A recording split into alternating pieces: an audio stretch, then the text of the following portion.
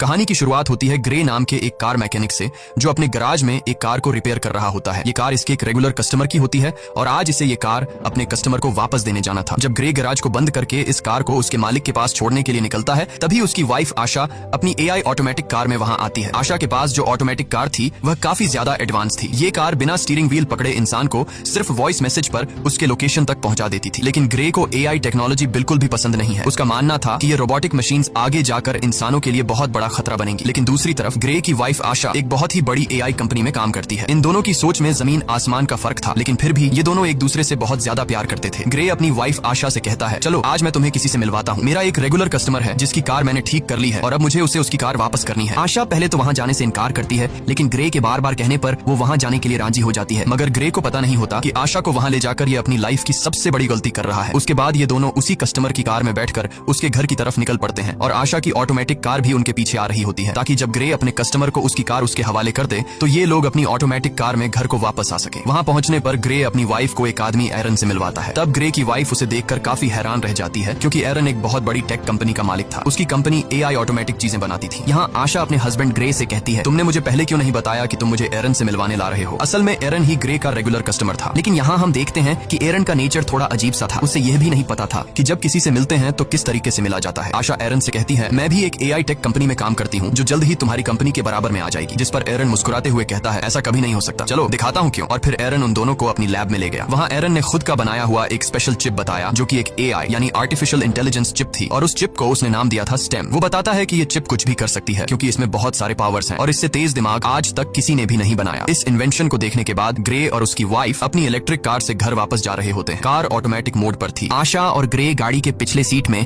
Romance में मसरूफ थे, लेकिन तभी अचानक से उनकी कार अपने रास्ते से भटककर दूसरे रास्ते पर चलने लगती है। ग्रे ये नोटिस कर लेता है कि कार वहाँ पर नहीं जा रही जहाँ उसे जाना चाहिए। तब ग्रे की वाइफ अपनी कार को वापस घर के रास्ते पर चलने के लिए कहती है, लेकिन वो कार कहती है कि सिस्टम में कोई खराबी आ गई है। ग्रे मैन्युअली कार की ब्रेक दबाकर उसे रोकने की कोशिश करता है, जिससे कार रुकती नहीं बल्कि उसकी स्पीड और ज्यादा बढ़ जाती है। ये दोनों कार को रोकने की काफी कोशिश करते हैं, लेकिन कार को नहीं रोक पाते, जिसकी वजह से उनकी कार स्पीड ब्रेकर से टकरा जाती है और उलट जाती है। लकीली इस एक्सीडेंट में इन दोनों को ज्यादा चोटें नहीं आती और ये दोनों बच जाते हैं। ये लोग कार से निकलने की कोशिश कर रहे होते हैं कि तभी वहाँ पर एक गाड़ी आकर रुकती है, जिसमें से 4 लोग बाहर आते हैं और वो इन दोनों को कार से बाहर निकालकर पकड़ लेते हैं। उसी जगह पर एक पुलिस ड्रोन कैमरा भी ऊपर से सब कुछ शूट कर रहा होता है, जो उन 4 लोगों को पहचानने की कोशिश कर रहा था, लेकिन ड्रोन उन्हें नहीं पहचान पाता। यहाँ ग्रे को लगता है कि शायद ये लोग चोर हैं। वो उन लोगों से कहता है, प्लीज हमें छोड़ दो और बदले में तुम बेशक हमारी गाड़ी, पैसे सब कुछ ले लो। लेकिन वो लोग ग्रे की कोई बात नहीं सुनते और उनमें से एक आदमी ग्रे की वाइफ को शूट कर देता है। ये देखकर ग्रे पूरी तरह से सुन्न हो जाता है। ग्रे की आंखों के सामने उसकी दुनिया उजड़ गई। वो तेजी से चीखने लग जाता है। उसके बाद ये लोग ग्रे को पकड़कर पहले उससे खूब मारते हैं और फिर यह लोग ग्रे को भी गर्दन के पीछे गोली मार देते हैं। ये लोग ग्रे